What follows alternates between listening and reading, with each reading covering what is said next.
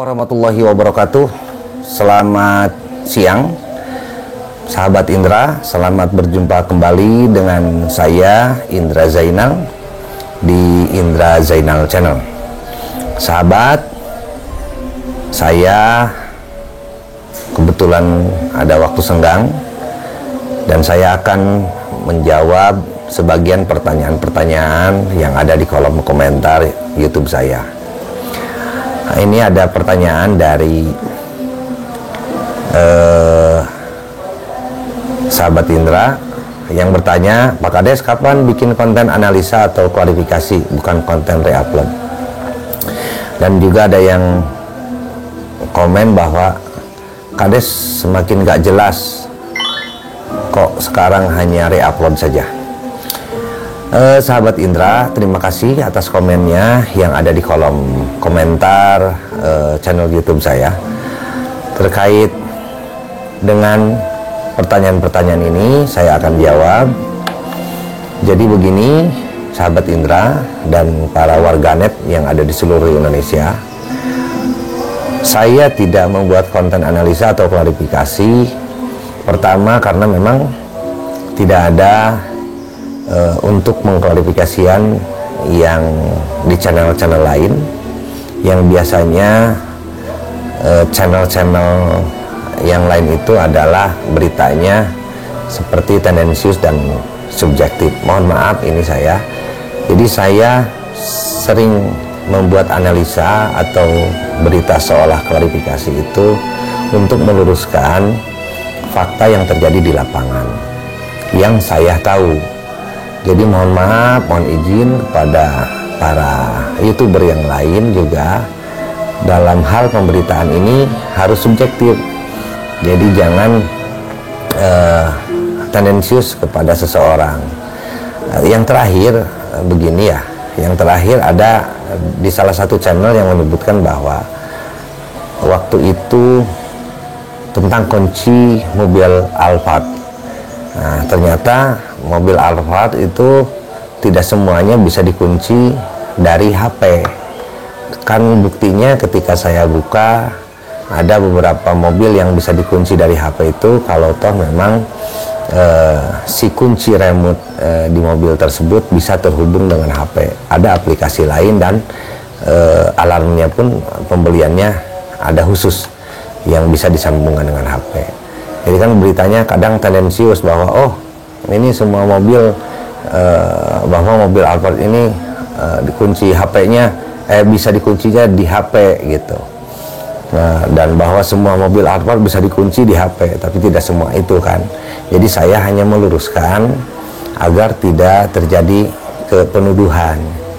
Nah, klarifikasi itu sekali lagi tidak ada niatan saya untuk menghalang-halangi proses penyidikan dan penyelidikan ini, dan polisi pun akan lebih tahu karena YouTube ini adalah channel YouTube ini hanya untuk mengawal, dan polisi pun saya yakin tidak mengambil dari YouTube karena polisi sudah tahu apa yang harus dilakukan dan memang betul dengan barang bukti yang ada. Nah, itu ya sahabat. Jadi tidak ada yang perlu diklarifikasi lagi. Toh sekarang pengakuan Danu sudah ada gitu ya. Kemudian polisi sudah menetapkan tersangkanya, jadi harus klarifikasi lagi apa? Kan polisi yang tahu tentang siapa yang terlibat ataupun tidak terlibat. Nah, kemudian ada yang menanyakan juga dari Saharudin. Saya pribadi merasa Pak Heri Susanto ada keterkaitan di dalam kasus ini. Kenapa dari awal Pak Heri pro ke Danu, bukan ke semua para saksi tapi hanya ke Danu? Coba para netizen cermati. Nah sahabat Indra, jadi pertanyaan ini menuju kepada channel Pak Heri Susanto tentang kenapa seolah pro ke Danu. Nah itulah yang saya khawatirkan ketika saya tidak memberi ruang kepada Pak Yosef, kepada Yoris ataupun kepada Danu, takutnya para warganet menyangka bahwa ada hal yang tendensius atau seolah memihak ke salah satu saksi. Nah, itulah yang saya tidak inginkan. Makanya saya selama ini selalu meluruskan fakta sesuai dengan apa yang saya tahu di lapangan. Itu ya. Jadi jangan ada kata kita sebagai YouTuber subjektif. Jadi kita harus objektif. Ke semua saksi pun harus kita datangi. Kalau toh bisa dipintai keterangan, ya pintai keterangan. Nah, begitu ya. Pak Kades, mohon maaf. Apa benar selentingan bahwa Yoris bukan anak Pak Yosef? Oh, saya jawab secara tegas, Yoris adalah anak Pak Yosef. Anak kandung dari Pak Yosef dan almarhum Ibu Tuti. Gitu ya. Dukun lebih percaya daripada K9. Kalau dulu Banpol menerobos Polis Lain, sekarang dukun yang terobos Polis Lain. Kalau ini saya tidak tahu ya, karena yang tahu, dan sudah dijawab oleh Bang Topan, karena yang tahu kedatangan Barara itu adalah Bang Topan. Saya tidak tahu kalau ini lucu pakai pawang hujan, tapi intinya Bang Topan sudah menjelaskan bahwa kedatangan Barara itu bukan undangan dari Polda atau Mabes, yang jelas karena ada persahabatan antara Pak Topan dengan Barara. LPSK itu singkatan apa? Ya, kalau yang saya tahu PSK itu LPSK itu Lembaga Perlindungan Saksi dan Korban. Jadi gini, ketika Danu mengajukan JC, berarti nanti yang mengabulkan dan tidak mengabulkan itu adalah Lembaga Perlindungan Saksi dan Korban. Kalau menurut saya ada istilah hukum juga. Dalam JC itu ada istilah bahwa ada yang disebut dengan saksi mahkota.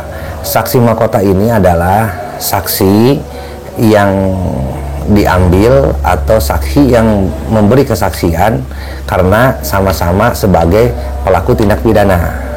Nah, karena Danu ini pada waktu itu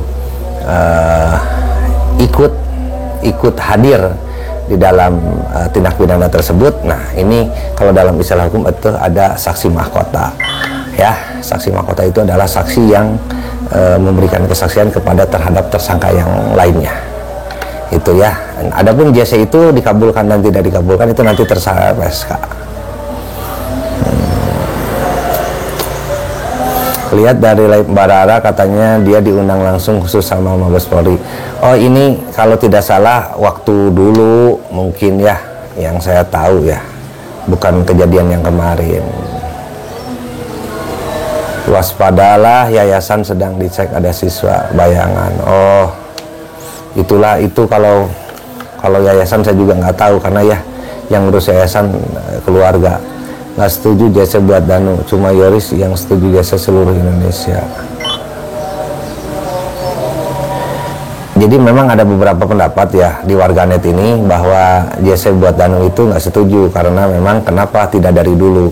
Kalau dibandingkan dengan Barada Eliezer, kalau Barada ini langsung, jadi setelah kejadian 2-3 hari kalau tidak salah langsung mengajukan jasa dan beliau mengungkapkan apa yang terjadi sebenarnya ya.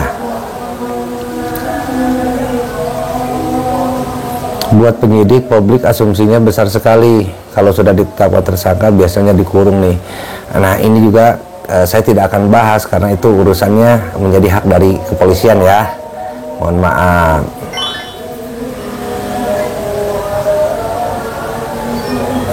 Setelah Danusa dapat perlindungan LPSK dan ditetapkan di JC, kayaknya akan ada kejutan baru lagi di kasus. Iya, bisa jadi. Bisa jadi Danu nanti akan mengungkapkan semua dan mudah-mudahan Danu bisa tidak berbohong, tidak ada yang ditutup-tutupi. Kalau memang JC-nya nanti dikabulkan oleh LPSK. Setiap konten Pak Kades ini nggak jelas arahnya. Ya, bukan begitu nggak jelas arahnya. Ya, jadi saya mengikuti apa yang terjadi di lapangan saja.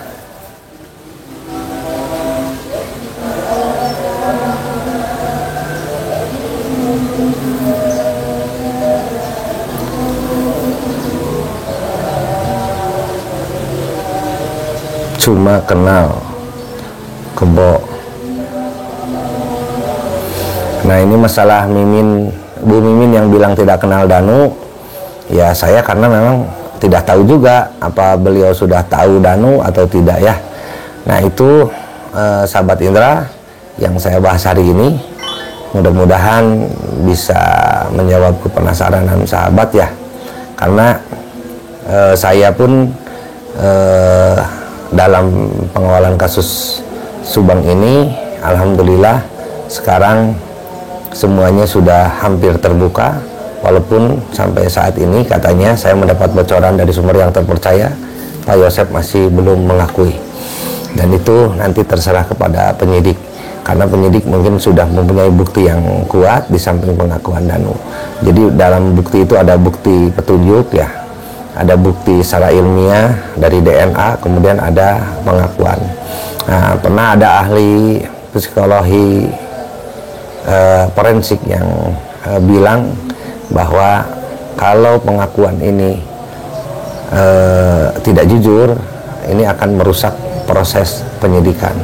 Jadi mudah-mudahan Danu jujur 100%, tidak ada yang ditutupi dan tidak ada yang ditambah-tambah. Nah, begitu sahabat Indra, terima kasih. Mari kita berangkat salat Jumat. Dari saya cukup sekian, mudah-mudahan kita semua dalam keadaan sehat. Wassalamualaikum warahmatullahi wabarakatuh.